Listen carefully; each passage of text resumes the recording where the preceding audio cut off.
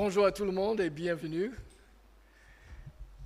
Eh bien, bienvenue à tous ceux qui sont présents aujourd'hui. C'est un jour spécial sous le soleil de Provence, qui n'est pas très évident ce matin. Alors, je vous invite à vous lever pour chanter « Béni soit ton nom ». On chante au Seigneur parce que nous avons le privilège d'être ensemble pour adorer notre Dieu. Alors, chantez en voix très très fort parce que moi je chante comme casserole.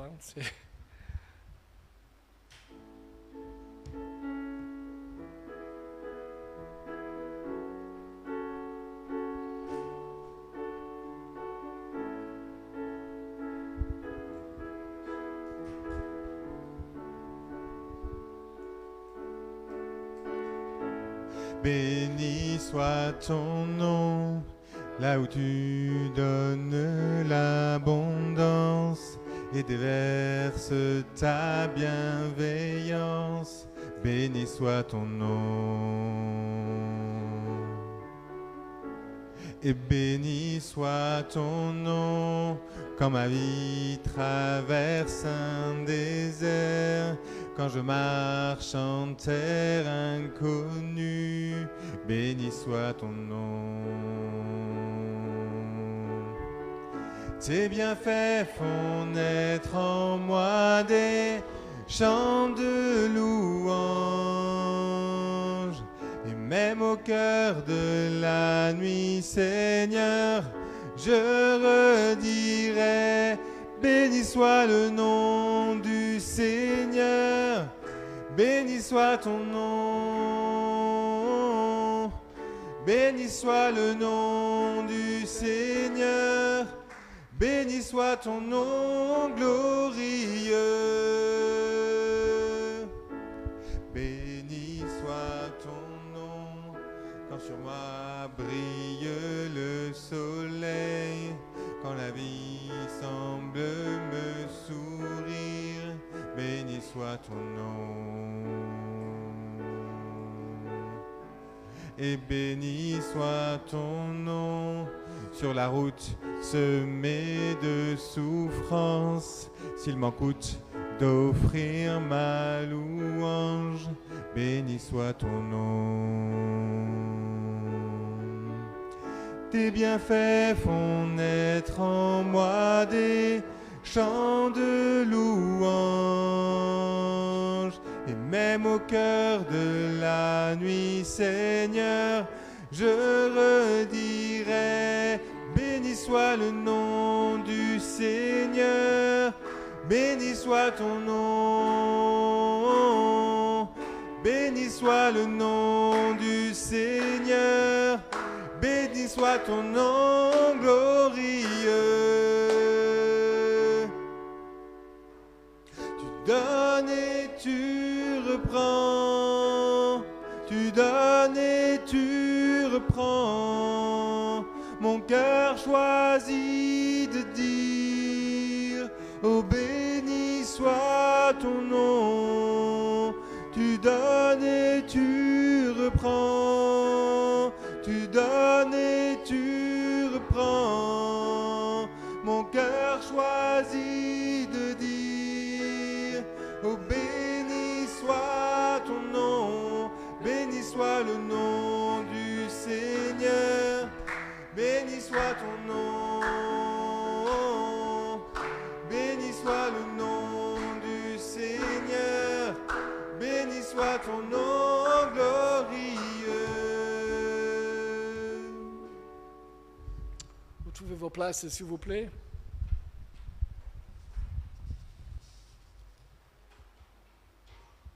Et écoutez maintenant la parole de Dieu.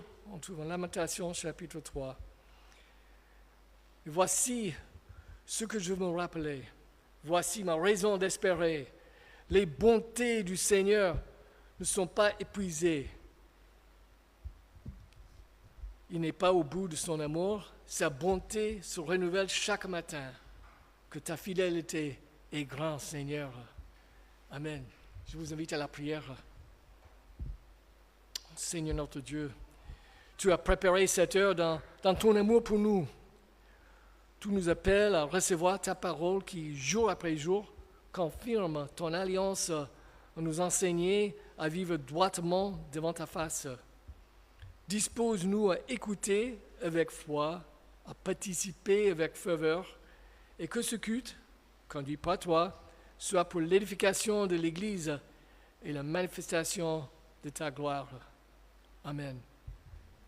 Je vous invite à vous lever de nouveau pour chanter Lumière du monde.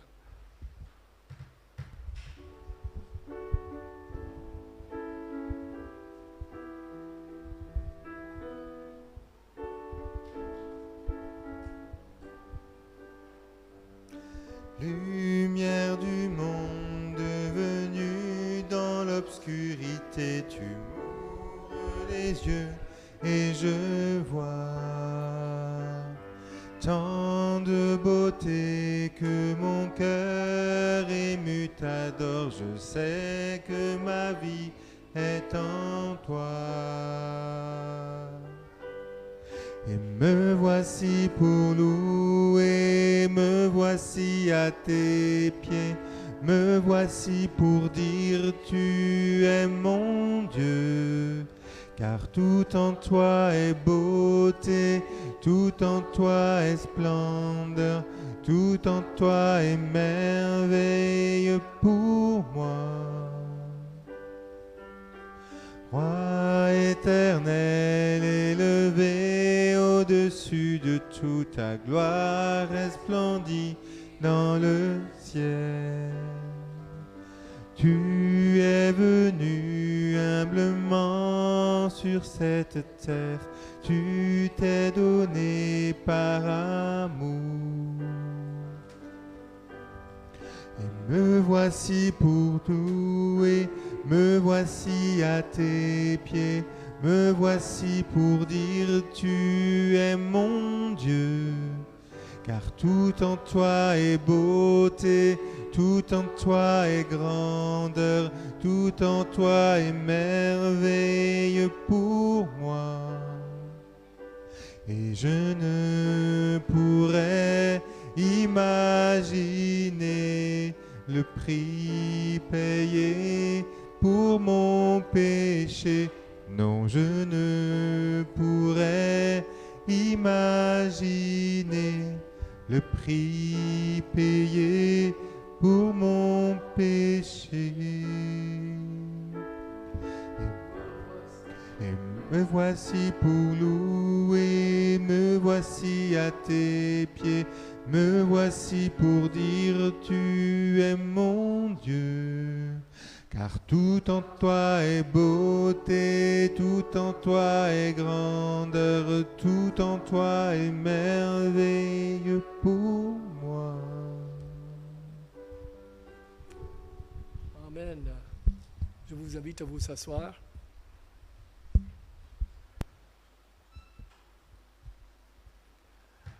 La lumière du monde n'est pas la culture occidentale dans laquelle nous vivons, la culture que nous respirons chaque jour.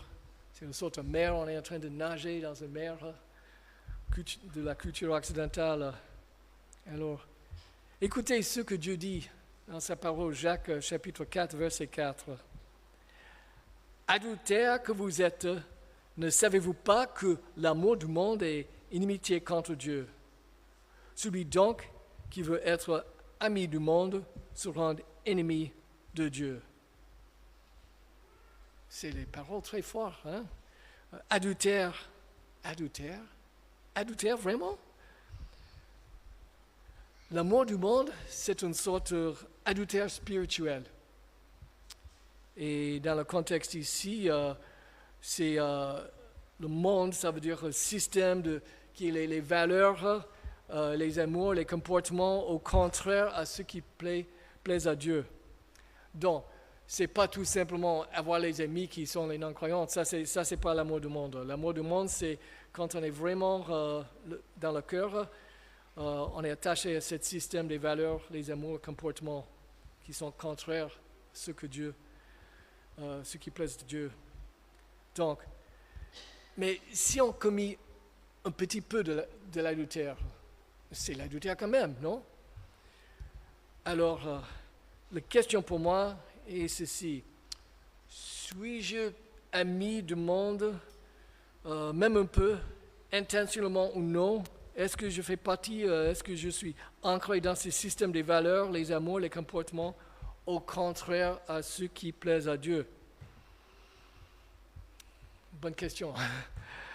Alors, je vous invite à confesser nos fautes devant le Seigneur. Je vous invite à la prière. Jésus, Seigneur, Sauveur et Maître, nous avons commis l'adultère spirituel par notre amour du monde. Nous avons ignoré tes paroles et nous n'avons pas obéi à ta volonté. Nous étions tous errants, chacun suivait sa propre voie.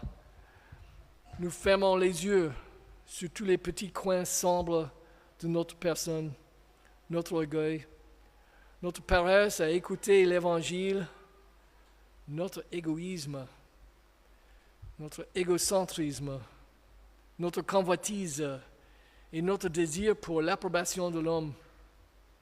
C'est vrai que nous cultivons toutes ces compromissions qui peu à peu nous éloignent de ta vie. Nous voulons maintenant ouvrir les yeux et nous tenir devant toi en vérité. Nous t'en prions que ta vie éclaire notre nuit, que ton pardon guérisse nos compromissions, que ta vérité triomphe de nos obscurités. Oui, nous te demandons que ta grâce nous conduise sur le chemin qui mène des ténèbres à la lumière. Amen. Et je vous invite à rester sur place pour chanter Si mon peuple, ou chanter comme une prière. Une prière.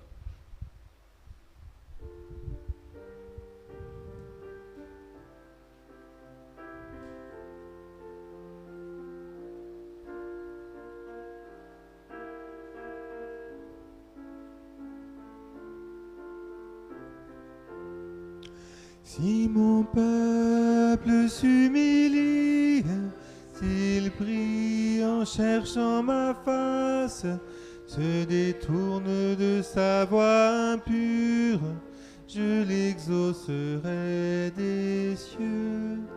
Si mon peuple s'humilie, s'il prie en cherchant ma face, se détourne de sa voie impure, son péché j'effacerai, son pays je guérirai. S'humilie, s'il prie en cherchant ma face, se détourne de sa voie impure, je l'exaucerai des cieux. Si mon peuple s'humilie, s'il prie en cherchant ma face, se détourne de sa voie impure, son péché j'effacerai, son pays je guérirai.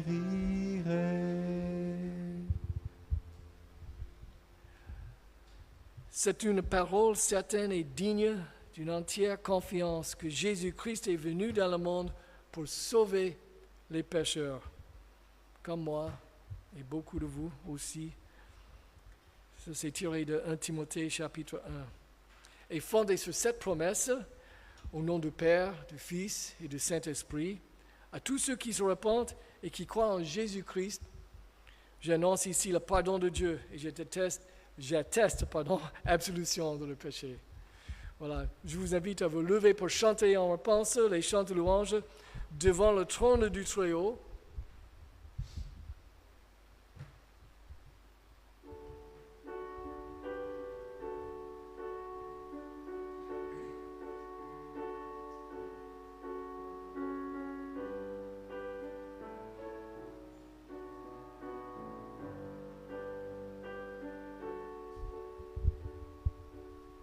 Devant le trône du Très-Haut, mon défenseur saura plaider. Cet avocat s'appelle amour, il intercède pour moi toujours. Mon nom est gravé sur ses mains, mon nom est inscrit sur son cœur, puisqu'il défend au ciel, nul ne pourra me condamner, nul ne pourra me condamner. Et quand Satan me fait douter, vient me tenter et m'accuser, je lève les yeux vers celui qui a donné pour moi sa vie. Mon sauveur était innocent, sa mort me rend la liberté. Oui, Dieu le juste est satisfait, et il pardonne mon péché, et il pardonne mon péché. Voyez l'agneau ressuscité, il est le roi plein de bonté. Non, il ne changera jamais, lui ma justice, mon bien, ma paix. En lui j'ai la vie éternelle, par son sang il m'a racheté. Pour toujours ma vie est cachée en Jésus mon sauveur, mon Dieu. En Jésus mon sauveur, mon Dieu. Quelle bonne nouvelle. J'aime beaucoup ce chant. Et puis on va chanter en continu des louanges avec le chant « Mon ancre et ma voile ».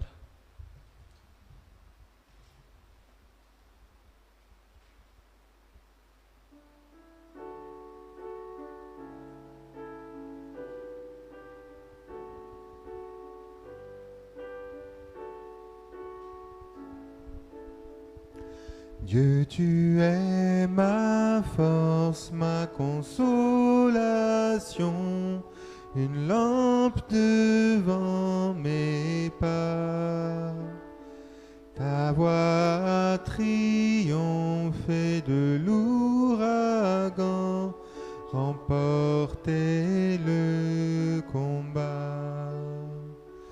Tu m'offres chaque jour ton infaillible amour, toi qui m'as fixé le cours des étoiles, sois mon encre, sois ma voile.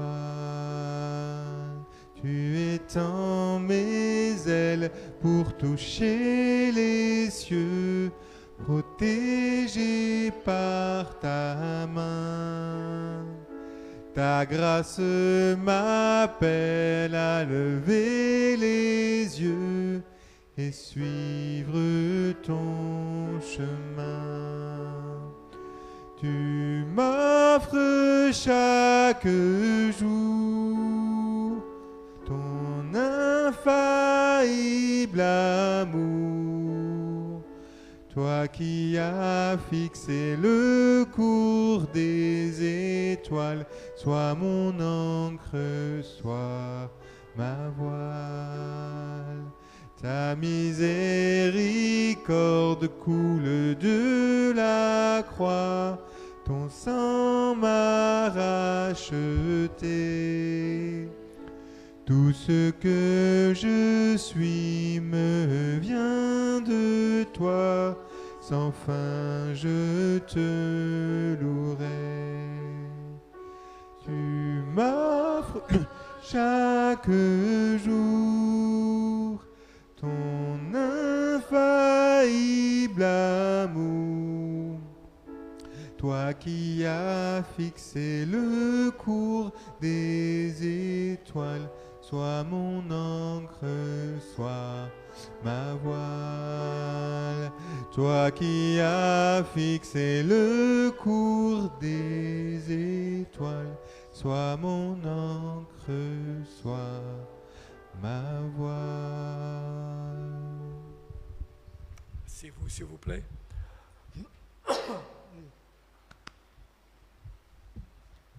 C'est mes racines flamandes.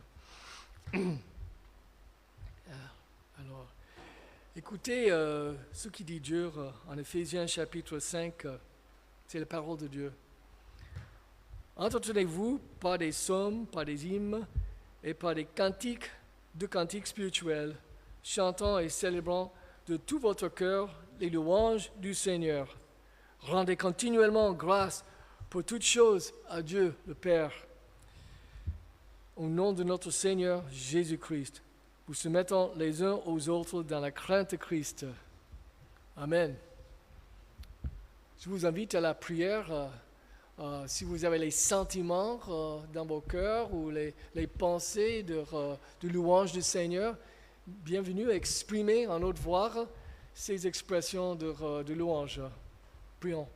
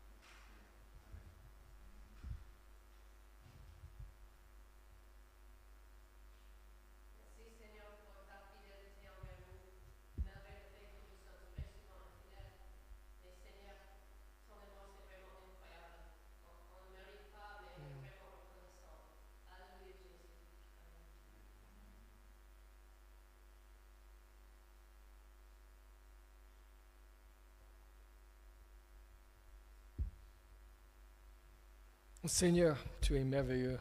C'est vrai que tes bontés ne sont pas épuisées. Tu n'es pas au bout de ton amour et ta bonté se renouvelle chaque matin. Ô Seigneur, que ta fidélité est grande. Loué sois-tu, Seigneur. Amen. Nous continuons les louanges par les offrandes. Je sais où il est.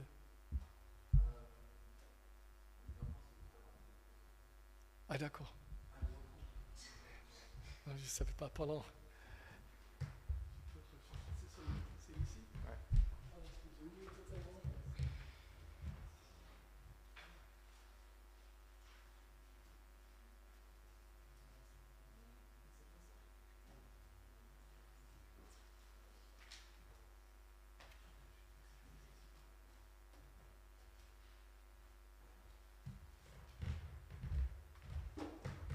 Je présente mes excuses, ça fait quelques années que depuis que j'étais ici.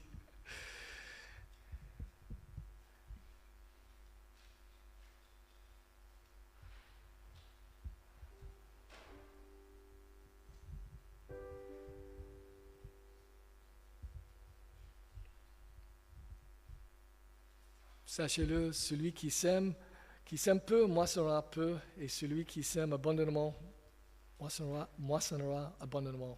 Que chacun donne comme il a décidé dans son cœur, sans regret, ni contrainte, car le Dieu aime celui qui donne avec joie.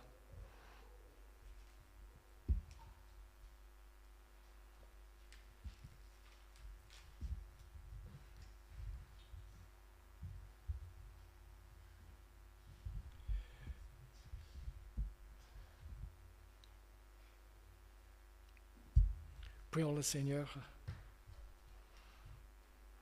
Au Seigneur qui nous comble chaque jour de tes biens, nous reconnaissons ta bonté envers nous dans ces dons que nous t'offrons, et pour que notre offrande te soit agréable, nous t'apportons aussi nos volontés dociles à ta parole. Amen. Je vous invite à vous lever pour la confession de foi, et j'espère que c'est bien.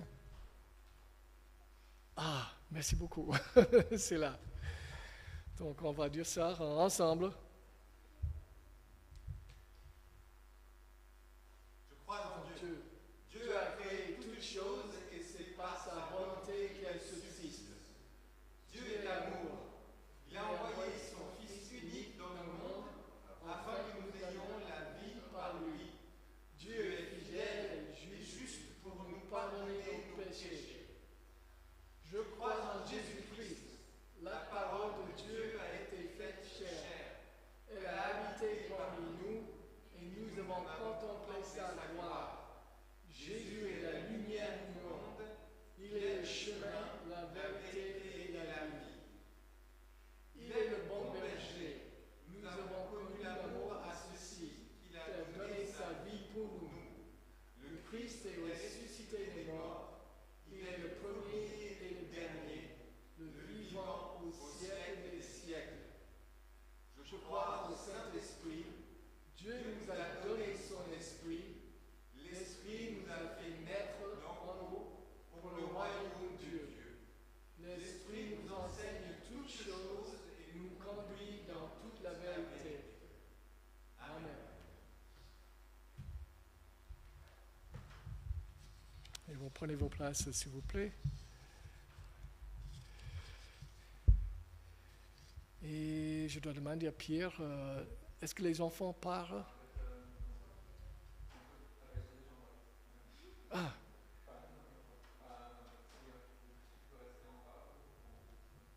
Est-ce qu'il y a quelqu'un qui garde les enfants, j'espère? Ah d'accord, impeccable. Ok, merci beaucoup. Alors,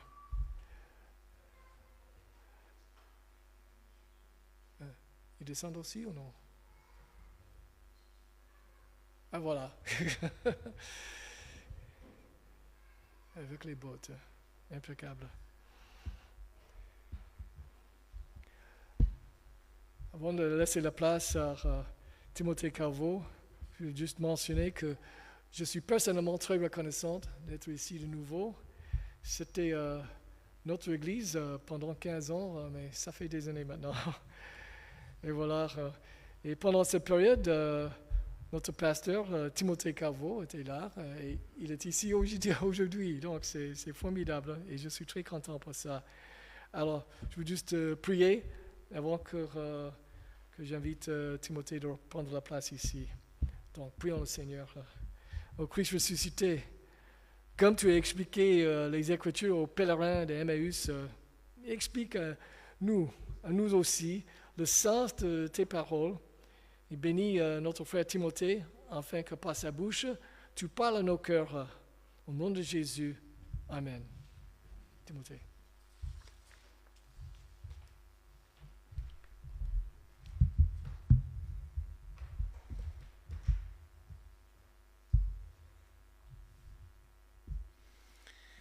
Eh bien, bonjour à tout le monde. Il y a plein de visages que je ne connais pas et c'est chouette. Et puis, plein de visages que je retrouve et c'est aussi heureux. Et ce matin, je vais vous emmener dans faire deux grosses lectures. On n'a pas trop l'habitude, mais c'est sympa des fois de faire des grosses lectures dans la Bible. La première, dans le livre de Michée. Donc, s'il y en a qui veulent suivre sur leur Bible ou sur leur smartphone, Michée, on va lire le chapitre 3. Voilà. Et ensuite, on ira lire le premier chapitre de la première lettre de Pierre.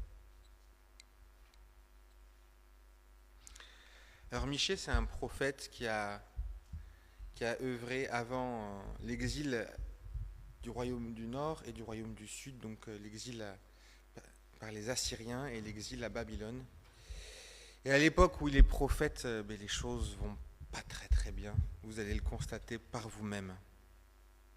Donc je lis Michée 3 à partir du verset 1.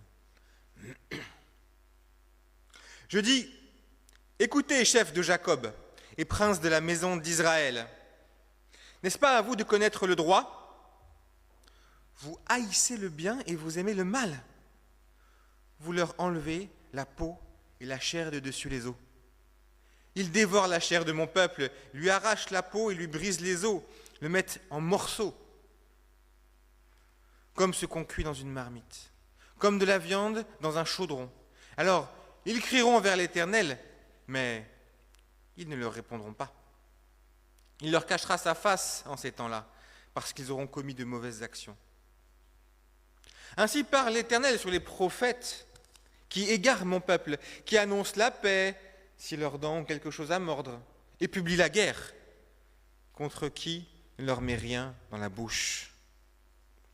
À cause de cela, vous aurez la nuit, plus de vision, vous aurez les ténèbres, plus de divination. Le soleil se couchera sur ces prophètes, le jour s'obscurcira sur eux. Les voyants seront confus, les devins rougiront, tous se couvriront la bouche, car Dieu ne répondra pas. Mais moi, je suis rempli de force. Grâce à l'Esprit de l'Éternel, j'ai le droit et le courage de faire connaître à Jacob son crime et à Israël son péché. Écoutez donc ceci, chefs de la maison de Jacob, et vous les princes de la maison d'Israël, vous qui rendez abominable le droit et qui pervertissez la droiture, vous qui bâtissez Sion avec le sang versé et Jérusalem avec la méchanceté. Ah, et ces chefs jugent pour des présents et ces sacrificateurs enseignent contre un salaire. Ces prophètes prédisent pour de l'argent. Ah, ils s'appuient sur l'Éternel en disant « L'Éternel n'est-il pas au milieu de nous? Le malheur ne nous atteindra pas. » C'est bien pour cela, à cause de vous, que Sion sera labouré comme un champ, que Jérusalem deviendra un monceau de pierre et que la montagne du temple deviendra une hauteur couverte de forêt. Je continue un peu avec le chapitre 4. Mais il arrivera des temps que la montagne de la maison de l'Éternel sera fondée sur les sommets des montagnes, qu'elle s'élèvera au-dessus des collines, et que les peuples y afflueront, des nations s'y rendront nombreuses, et diront « Venez, montons à la montagne de l'Éternel, à la maison du Dieu de Jacob, afin qu'il nous instruise de ses voies, et que nous marchions dans ses sentiers. Car de Sion sortira la loi, et de Jérusalem la parole de l'Éternel. Il sera le juge entre des peuples nombreux, l'arbitre entre des nations puissantes et lointaines. De leurs épées, ils feront des socs et de leurs lances des serpes. Une nation ne lèvera plus l'épée contre une autre. On n'apprendra plus la guerre. Ils habiteront chacun sous sa vigne, sous son figuier. Il n'y aura personne pour les troubler, car la bouche de l'Éternel des armées a parlé. Tandis que tous les peuples marchent, chacun au nom de son Dieu, nous marchons au nom de notre Dieu, à toujours et à perpétuité. Première lecture. C'est génial. Un peu effrayant, mais génial. Génial parce que on a un Dieu qui déteste l'injustice. On a un Dieu qui déteste les corrompus, ceux qui trichent, ceux qui favorisent le pouvoir, en fait. À cette époque-là, tant dans le royaume du Nord que dans le royaume du Sud, parce qu'Israël était divisé en deux, vous savez, il y avait une guerre civile et tout, il y avait une caste qui avait du fric. À la limite, ce n'est pas le problème.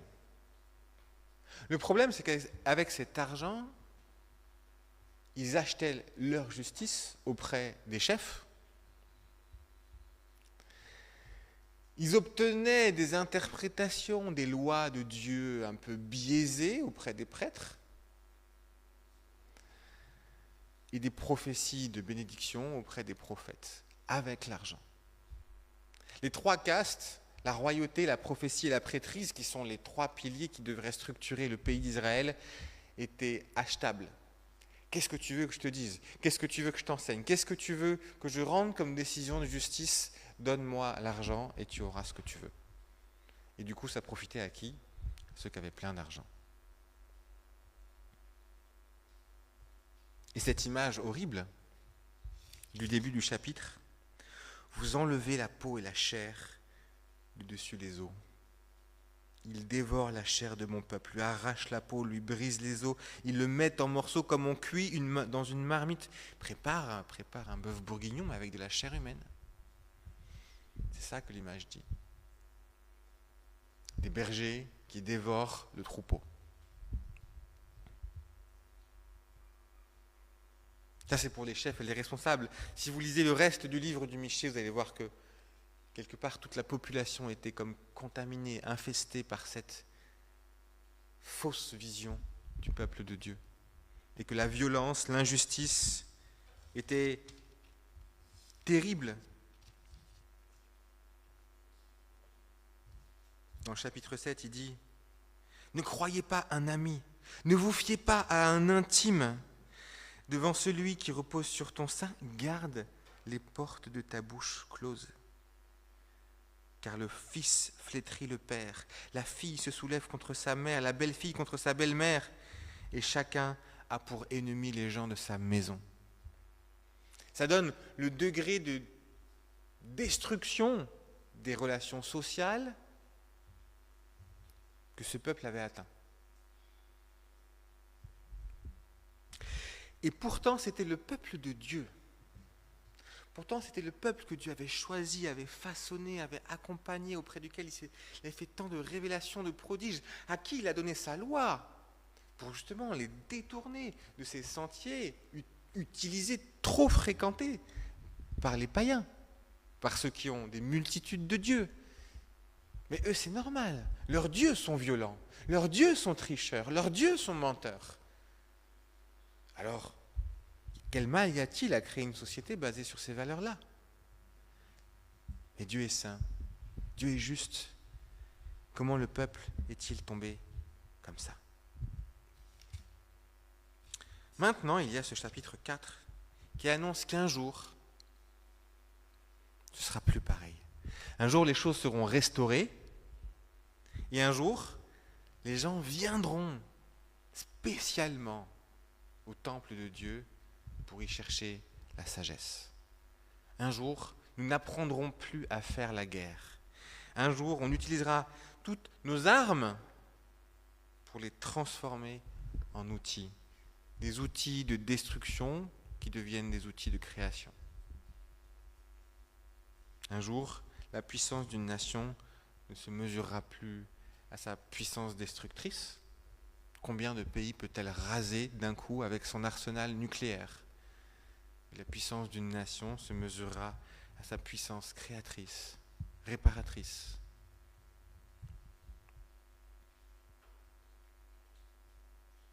Mais je ne sais pas si vous avez remarqué, nous n'y sommes pas encore. En ce moment, les guerres, les conflits, la corruption au niveau des élites n'a pas encore atteint ce moment-là de restauration.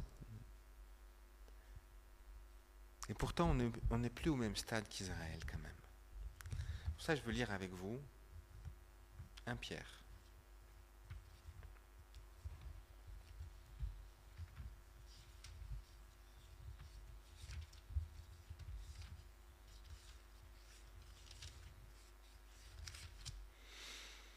Pierre 1.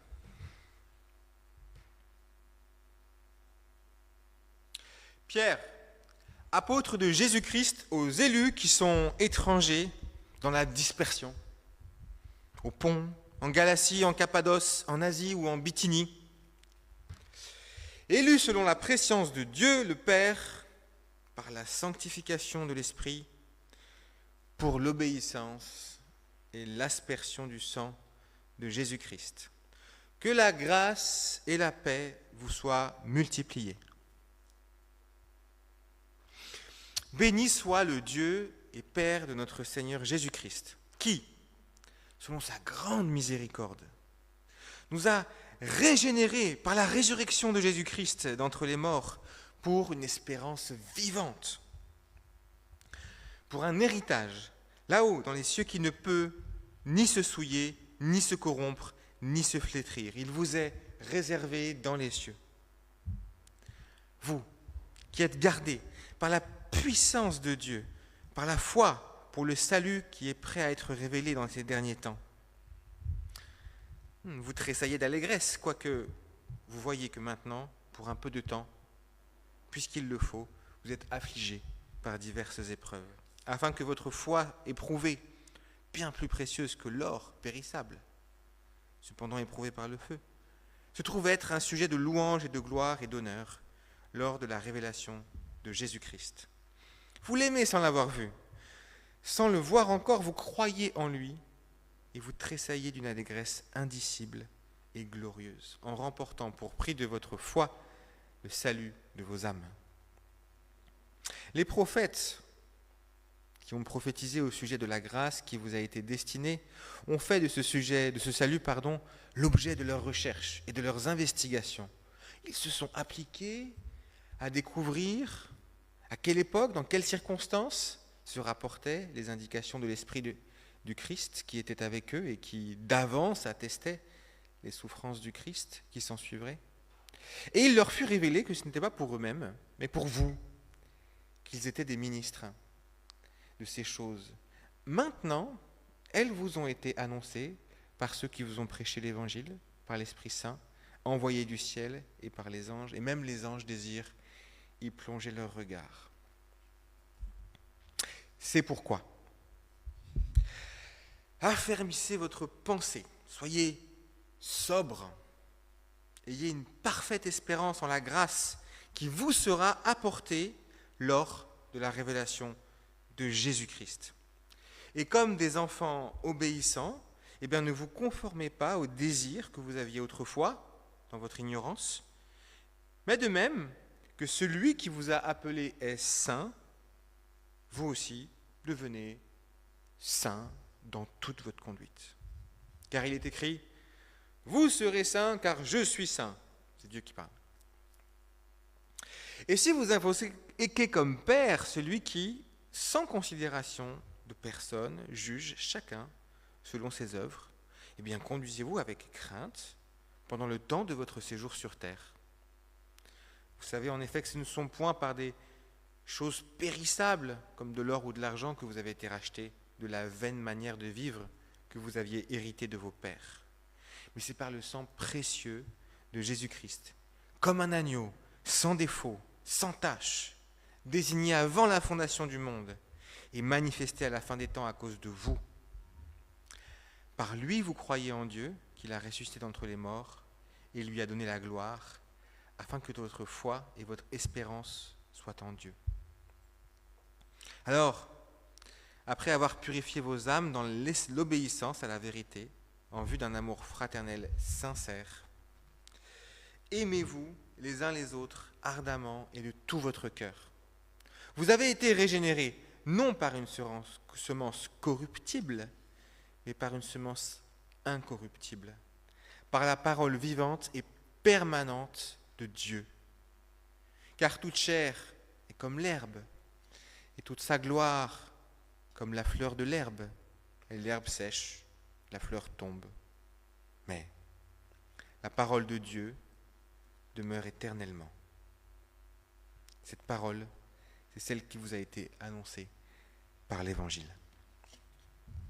Jusqu'ici, la parole de Dieu.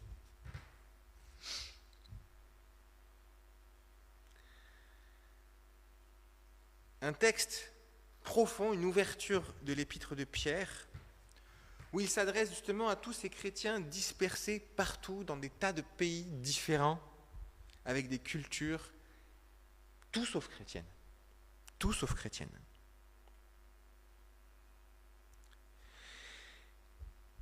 Comment veut-il les encourager dans ces méandres de différences culturelles et de tentations ou d'épreuves ou de pressions qu'ils peuvent subir, il leur dit, regardez droit devant. Il y a un héritage, une certitude, une garantie qui vous a été faite et elle est incorruptible. Toute chose passe. Toute chose, nos corps vieillissent, notre santé nous fait défaut. Même les objets que nous construisons les plus durs finiront immanquablement par être usés par le temps. Même, nos scientifiques nous le disent, les étoiles meurent.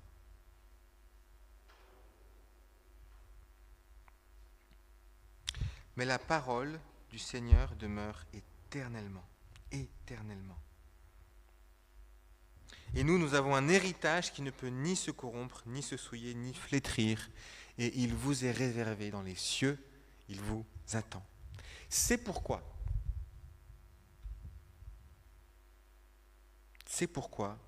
Pierre nous dit,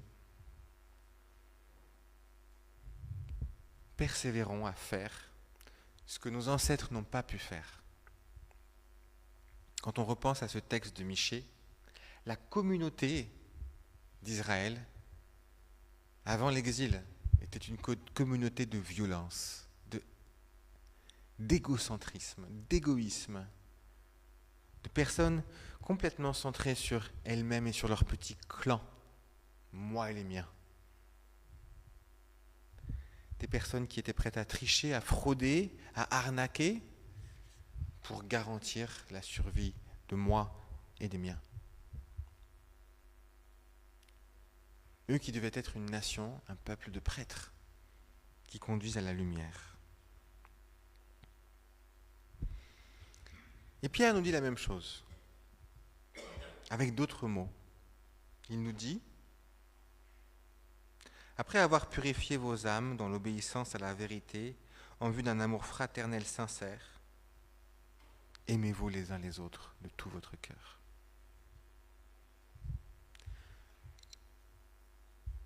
L'Église est la communauté des rachetés que le Seigneur a sauvés en envoyant son esprit en nous, qui nous fait participer au corps et au sang du Christ qui s'est sacrifié pour nous.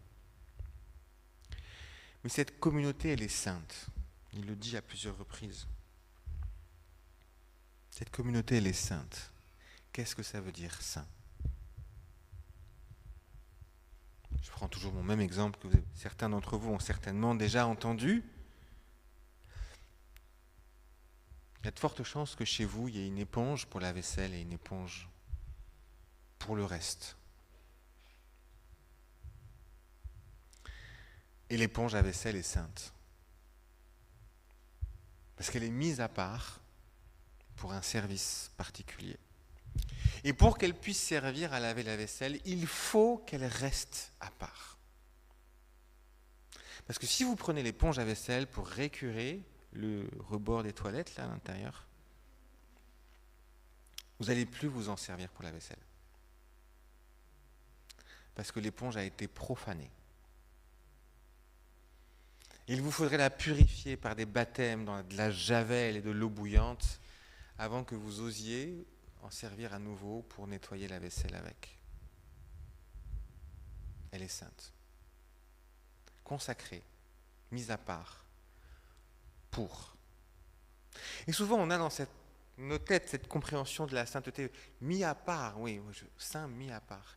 Mais il faut toujours ajouter mis à part pour.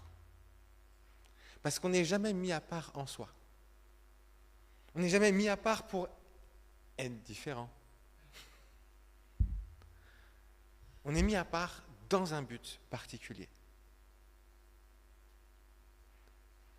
Et si on oublie ce dans un but particulier, on finit par juste s'enorgueillir d'être différent des autres, d'être le peuple élu.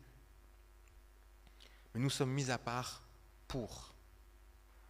Et si nous oublions ce pour, ou si nous abandonnons ce pourquoi nous avons été mis à part, nous devenons profanés, comme une éponge qui aura servi à autre chose.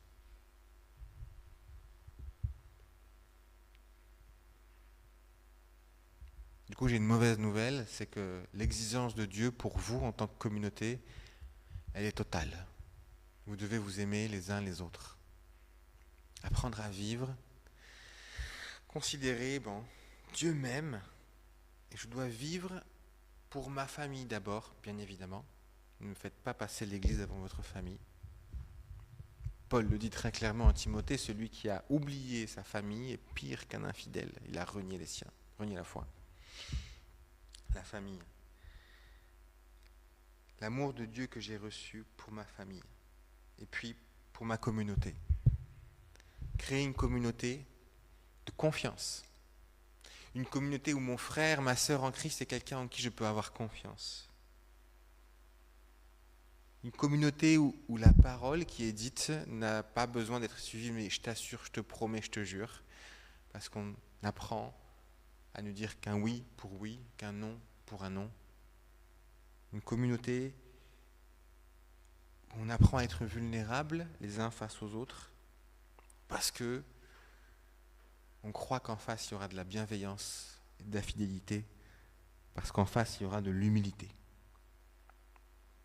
Le top du top de la communauté, quoi. L'inverse de ce qu'on a lu dans Michée. Et pour ça, il faut nous rapprocher les uns des autres. Alors c'est facile de le dire, Yaka, Faucon. Mais franchement, pourquoi et comment ? Pourquoi et comment ? Pourquoi ? Parce que c'est ça l'Église. Christ a laissé un commandement. Aimez-vous les uns les autres comme je vous ai aimé. Et très franchement, entre chrétiens parfois, c'est plus facile de nous tourner vers ceux du dehors que d'embrasser pleinement notre communauté.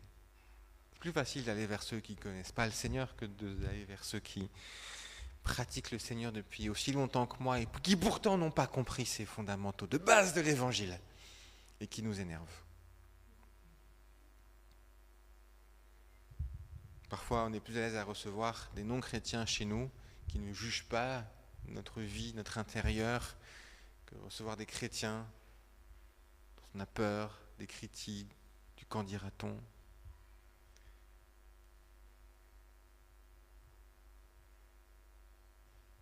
Une amie disait un jour comme ça qu'elle s'était disputée avec quelqu'un dans l'église, qui était une amie, et elle m'a dit, tragiquement, tu vois, avant c'était une amie, maintenant c'est plus qu'une sœur en Christ. J'ai dit, je comprends exactement ce que tu dis, mais ça devrait terriblement pas être ça. Ce n'est plus qu'une sœur en Christ. D'ailleurs, il n'y a plus ce vernis chrétien, tu sais, où tu t'appelles le dimanche matin, bonjour mon frère, bonjour ma sœur, que la paix de Dieu soit sur toi. Oui, que la paix de Dieu soit sur toi, et qu'il n'y ait plus rien d'autre derrière.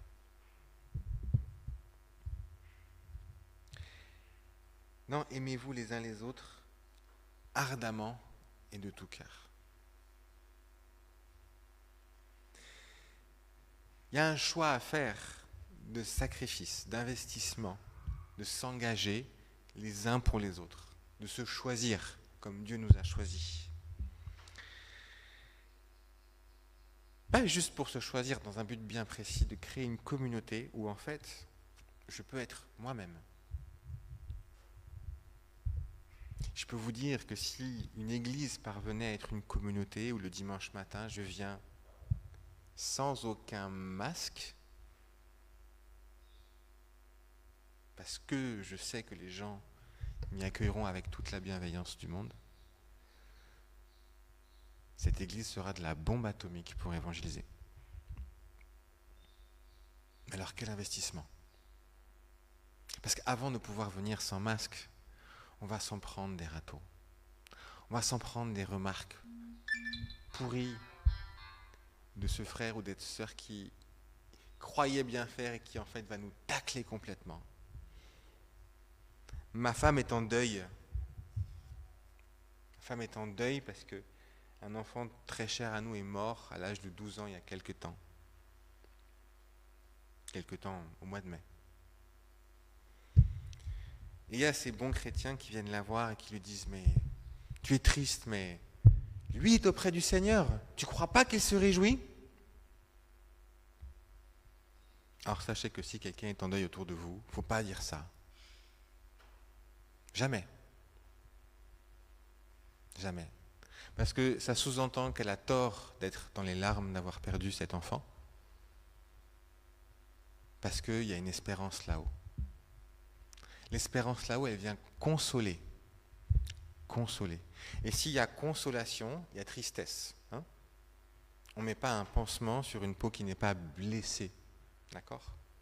Et c'est pas parce qu'il y a un pansement qu'on peut appuyer dessus et que ça fait plus mal. On met un pansement parce qu'au-dessous, il y a une blessure. Et on met une consolation parce qu'au-dessous, il y a une douleur, une tristesse. La consolation ne vient pas enlever la tristesse. Et parfois, entre chrétiens, on est plein de maladresse comme ça. Et donc, pour bâtir cette communauté mature, parce que vulnérable, on va se prendre des coups, quoi. Juste pour donner l'occasion aux autres d'apprendre à être fins, à être sensibles, à comprendre ce que c'est que l'humilité, à comprendre ce que c'est que la compassion. Et en montrant aussi aux autres comment être plein de compassion. Et vous aussi, vous allez faire des bourdes. Et avoir des espèces d'exhortations faciles qui ne vont rien résoudre du tout. Mais, la bonne nouvelle maintenant. Vous avez été régénérés, nous dit Pierre, par une semence incorruptible, par la parole vivante et permanente de Dieu. Vous tous, je regarde l'heure un peu parce que là vous tous qui avez reçu l'Esprit Saint, vous avez en vous ce petit noyau de Christ. Moi, j'aime bien ce texte qui dit, où Paul dit, ouais, il y a un grand mystère entre Christ et l'Église, parce que l'homme quittera son père et sa mère et s'attachera à sa femme, et les deux ne feront qu'une seule chair. Et il dit, ce mystère entre Christ et l'Église, il est très grand. Donc il rattache cette image du couple qui se forme pour faire une seule chair avec Christ et l'Église. Et qu'est-ce qu'il veut dire? Il veut dire que de la même manière que Ève a été tirée de Adam, donc forcément elle a la même chair que Adam, l'Église est tirée de Christ. Et donc ce que vous avez en vous, quand vous êtes mis en communion avec Christ, quand vous êtes greffé en Christ, quand vous devenez membre du corps du Christ, c'est cette petite once, petit greffon de Jésus-Christ en vous, cette nouvelle nature. Et elle est incorruptible, indestructible. C'est elle qui vous permettra d'accéder à la résurrection des morts. Et c'est en vous. Et pourquoi c'est une bonne nouvelle? Parce que vous pouvez vous tromper plein de fois, mais vous ne pouvez pas échouer. Vous allez forcément grandir dans cette sanctification si vous marchez sur ce chemin de créer une communauté vivante. Il y a en vous quelque chose d'incorruptible. Vous ne pouvez pas échouer au point de tout casser et de disparaître dans la nature ou de retourner dans votre ancienne vie, s'il y en a une, loin de Dieu. Vous êtes forcé de progresser et de réussir. Alors, nous sommes dans un monde qui est rempli de pression, de tentation, de perversion, de corruption. Et une des nombreuses magnifiques vocations de l'Église, c'est que vous deveniez un havre, un îlot, une tête de pont du royaume des cieux, où ici, on joue avec d'autres règles. Où ici, être vulnérable, c'est être mature. Où ici, reconnaître son tort, c'est être quelqu'un de bon et de fort, de courageux. Où savoir demander de l'aide, c'est un signe de sagesse. Où faire les choses ensemble plutôt que de les faire tout seul, c'est l'évidence. Une communauté où ça ne fonctionne pas comme à l'extérieur. Une communauté qui préfigure ce royaume qu'on a lu dans la deuxième partie de Michée. Ce royaume où en fait la justice, la paix, chacun vit sous sa vigne et sous son figuier, et la sagesse, la justice, le droit et la lumière abondent. mais ce sera un royaume d'une terrible puissance pour convertir, faire grandir, bénir, mais d'une terrible fragilité. Parce que le moindre loup qui rentre dans ce royaume-là peut tout dévaster en quelques semaines. Quelqu'un qui rentre dans cette communauté, qui comprend qu'ici les gens marchent à la miséricorde, marchent à la grâce, marchent à la bonté, et qui l'exploite, peut tout ravager en un rien de temps. Mais quelle beauté, quelle saveur, quelle profondeur si vous goûtez à ces relations fraternelles. Peut-être vous avez déjà 1, 2 frères chrétiens, sœurs chrétiennes, avec qui vous pouvez vivre cette communion profonde, où vous êtes vous-même sans masque. Eh bien, c'est ça que nous sommes appelés à vivre en tant que communauté, en tant que corps du Christ, en tant que famille, de nous aimer les uns les autres ardemment et de tout notre cœur. Comment ? Par le service, par l'hospitalité, par la mise de vos dons au service de la communauté. Que cette communauté devienne quelque chose d'important dans votre semaine, dans votre agenda, etc. Vous savez, je discutais avec une dame dans mon église qui est assez âgée, à la retraite maintenant. Elle me racontait que quand elle était jeune, donc ça date d'il y a plus de 40 ans, elle s'occupait des scouts. Et elle me disait, on s'occupait des scouts tous les mercredis et tous les samedis. Et alors je la regarde et je dis, presque 2 journées par semaine consacrées à une association. Je dis, mais comment tu trouvais le temps de faire ça ? Et je ne sais pas pour vous, mais moi ça me paraît irréel. D'investir autant de temps, même une journée par semaine consacrée au scoutisme, ou je ne sais pas, ça me paraît énorme. Et disait, je ne sais pas, on avait le temps à l'époque. Pourtant, je pense que les journées faisaient aussi 24 heures comme les nôtres. Mais en discutant avec d'autres personnes, j'ai découvert une chose.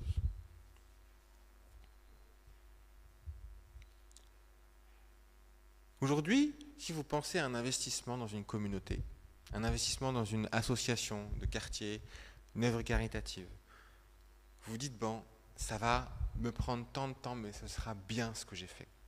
D'accord ? Vous voyez, le bon résultat et le temps que ça vous coûte. Mais ce qu'on a du mal à penser, c'est en fait, ça va me faire du bien à moi. Ça va me faire du bien à moi. En fait, j'en ai besoin. Et je le vois très bien parce que dans mon église, chaque année, on fait un truc magnifique. Ça s'appelle le Noël du cœur. Alors, on prépare un repas pour 120 personnes. Et on a la salle municipale qui nous est ouverte, on la décore de manière incroyable, on a un architecte qui nous fait des trucs de fou à chaque fois. Et un magnifique repas avec... il y a une estrade, donc on fait un petit spectacle, musique, on fait venir des artistes ou des musiciens, et on l'offre à n'importe qui. Voilà, on fait de la pub dans la ville, et puis on dit, voilà, c'est gratuit, c'est vraiment gratuit, vraiment, vraiment gratuit. On ne récupère pas une adresse mail, pas un portable, rien. Il n'y a pas une boîte de libre... Non, il n'y a que dalle. C'est vraiment gratuit. Et les gens de mon église, chaque année, bonne partie se mobilisent et ils vivent le Noël du cœur. Et ils préparent. Il y en a qui font la cuisine, il y en a qui font les animations, la déco, tout ça. Et quand c'est fini, on se rassemble et on se dit « Oh, mais c'était tellement bien. Mais ça m'a tellement fait du bien » qu'ils se disent.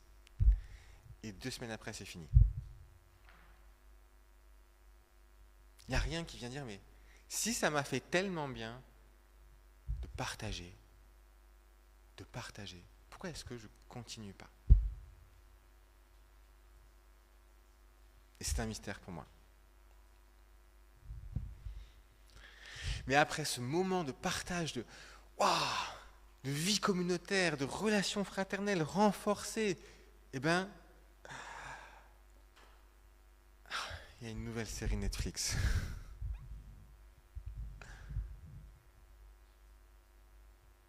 Bon, en fait, je suis pareil. Retour à ce confort, à ce cocon.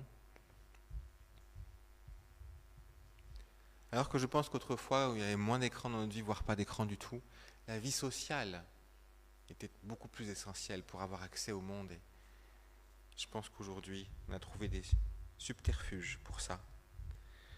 J'ai envie de vous exhorter à vraiment penser et accorder une place à la communauté dans votre semaine, que ce soit en visite, en coup de fil, à aller réparer un évier chez un frère un peu âgé ou une sœur qui n'arrive pas à réparer son évier, que ce soit regarder les enfants à un jeune couple marié qui n'a pas réussi à se libérer un week-end en amoureux depuis 3 ans, que ce soit en prenant des investissements dans l'église, dans la liturgie, dans le ménage, dans diverses tâches, en apprenant, que ce soit en visitant les malades, que ce soit en appelant vos anciens. Comment est-ce que tu vas, Pierre? Est-ce que c'est pas trop dur en ce moment à l'église? Le truc est simple, hein. Faites aux autres, vous connaissez la suite, ce que vous voudriez qu'on vous fasse. Mais le défi que je vous lance, c'est de croire qu'en fait, il y a une bénédiction que Dieu a posée là. Elle est là, elle vous attend. De vivre cette communion fraternelle, parce que c'est comme ça que le monde a été créé et c'est comme ça qu'il sera à la fin. Nous, on est entre les deux. On a reçu l'espérance, l'esprit, la vision, la compréhension, le renouvellement. Donc on est d'une certaine façon capable de le vivre, de le bâtir. Ce ne sera pas durable ici-bas, mais les fruits que ça portera iront jusque dans l'éternité.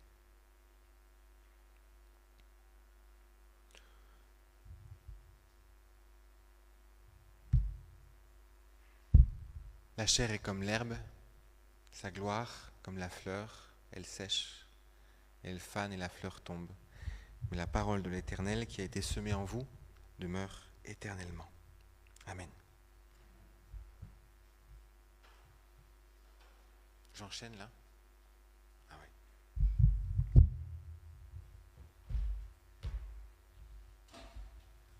On n'est pas nombreux, alors on va faire un cercle autour de la table du Seigneur.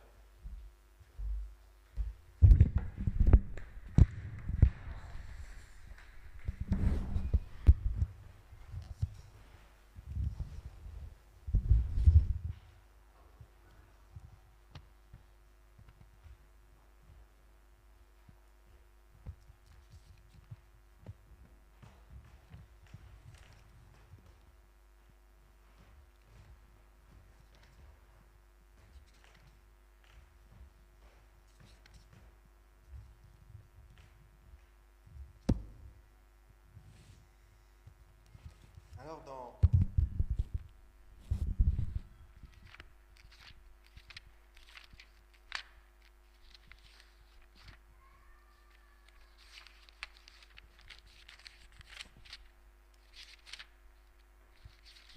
J'arrive. Au début de Pierre, il est dit, on l'a lu là, que nous avons été élus selon la préscience de Dieu le Père par la sanctification de l'Esprit Saint. Bon, ça va, ok. Quand j'ai reçu l'Esprit Saint, Dieu m'a accordé cette sainteté, mise à part pour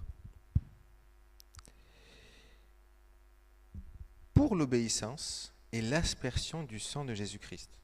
Pour l'aspersion du sang de Jésus-Christ, qu'est-ce que ça veut dire ça? Alors je suis allé creuser un peu parce que ça m'intriguait. Pour l'aspersion.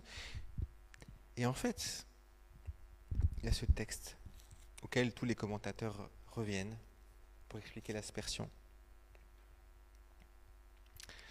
Dieu s'est révélé à son peuple qui était là autour du mont Sinaï. Et Dieu a mis le paquet, il a fait le son et lumière, la montagne qui tremble, qui fume, les éclairs.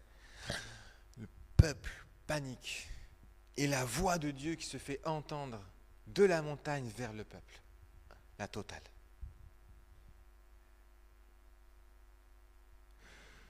Et le peuple dit, le mieux, c'est que c'est toi qui lui parles, et tu nous rapportes les paroles après. Alors Moïse s'approcha seul de l'Éternel, et les autres ne s'approchaient pas avec lui. Moïse vint rapporter au peuple toutes les paroles de l'Éternel, toutes les ordonnances. Et le peuple répondit d'une même voix,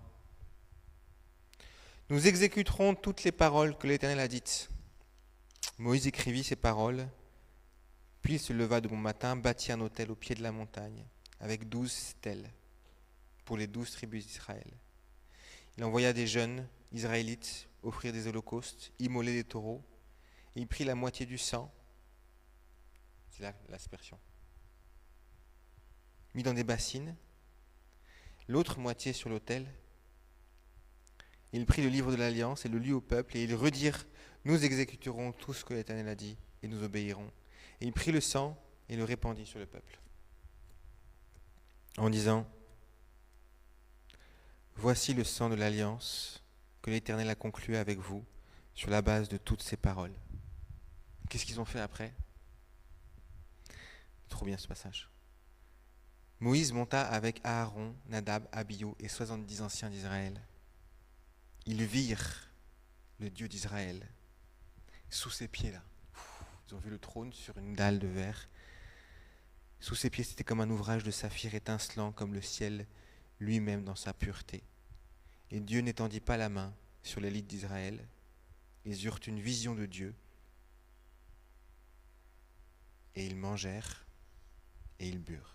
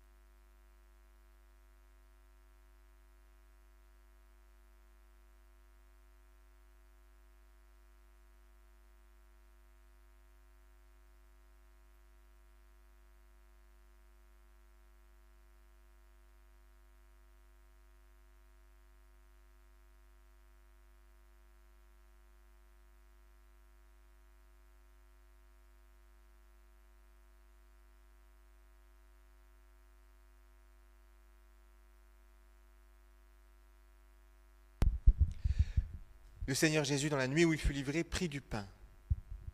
Puis après avoir rendu grâce, il le rompit et dit, « Ceci est mon corps qui est brisé pour vous. Faites ceci en mémoire de moi. » De même, après avoir soupé, il prit la coupe et dit, « Cette coupe, c'est la nouvelle alliance en mon sang. Faites ceci en mémoire de moi toutes les fois que vous en boirez. » Et Paul ajoute, « Chaque fois que vous mangez le pain et buvez le vin, vous annoncez la mort du Christ jusqu'à ce qu'il revienne. » Le pain que nous élevons est la communion au corps du Seigneur Jésus-Christ.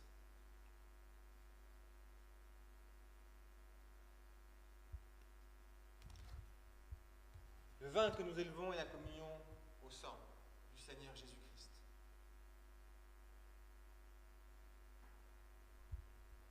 J'ai présenté ce pain et ce vin au Seigneur. Fidèle à sa parole, il les a consacrés. Maintenant, ils sont saints, à part, pour. Si vous prenez ce pain et ce vin dans la foi, votre communion au Seigneur Jésus-Christ sera fortifiée. Vous puiserez ici la grâce dont vous aurez besoin pour tenir cette parole qui vous a ordonné. Aimez-vous les uns les autres, comme je vous ai aimé. Que toutes celles et ceux qui comptent sur leur Seigneur plus que sur le matin, qui se lèvent, qui comptent sur la fidélité du Seigneur et qui croient en sa mort et sa résurrection prennent part à ce repas. Si pour vous ce ne sont pas vos croyances, si vous avez des doutes quant au fait que Jésus-Christ est vivant aujourd'hui, respectez notre foi en laissant passer le pain et en laissant passer le vin. Amen. Prions.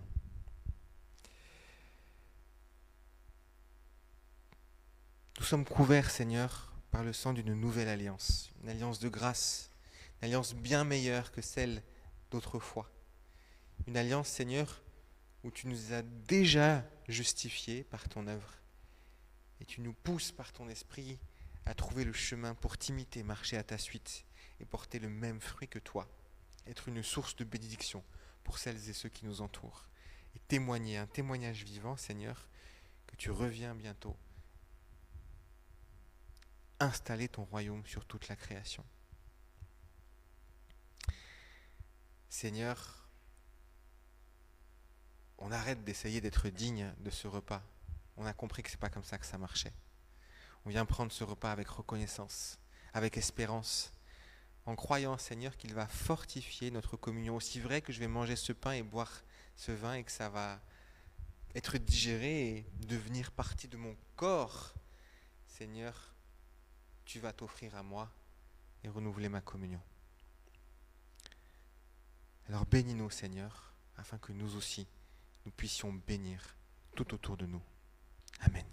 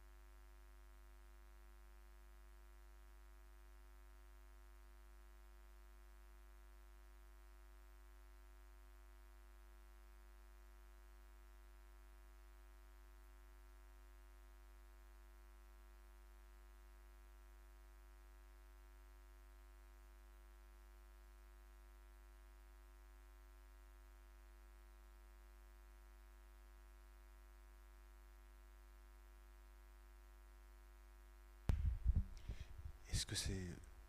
Je sais pas, vous avez quoi après, le temps d'intercession ou la fin?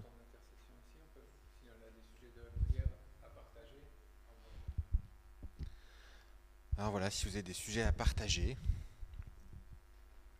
moi Je vais commencer.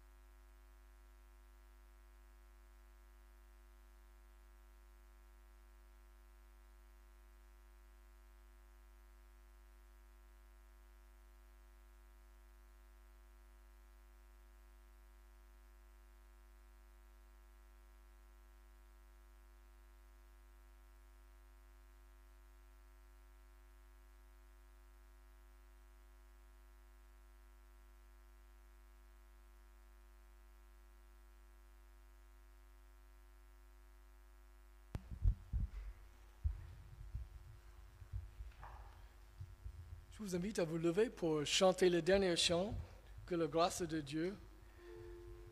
C'était un préféré de notre frère Alain Lacombe.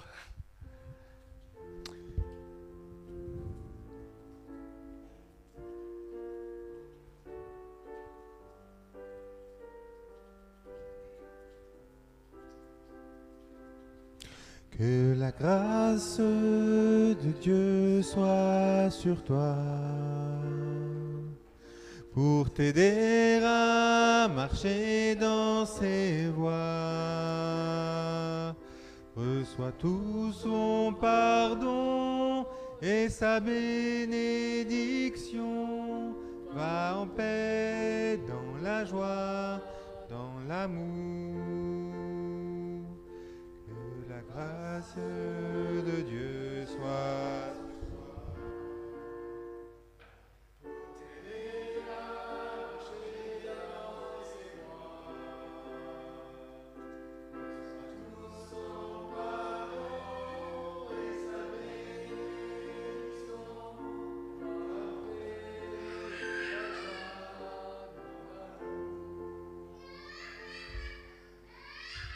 Et Pierre, tu peux venir pour les annonces, s'il te plaît.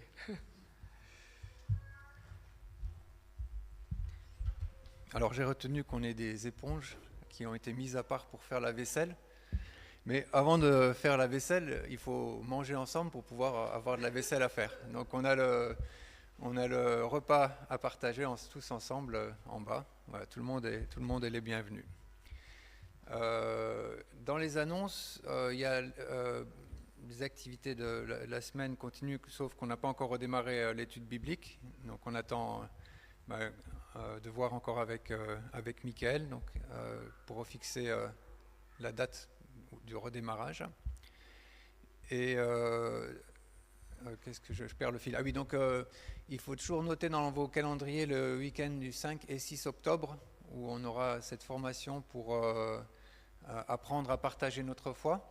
Mais donc j'aurais souhaité, si vous pouvez, venir me voir pendant le repas ou après le culte pour me dire si vous allez effectivement participer à la formation pour qu'on puisse s'organiser. Voilà. Donc bon dimanche à tous.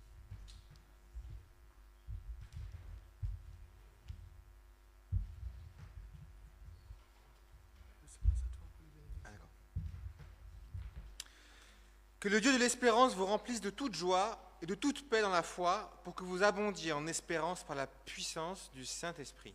Amen.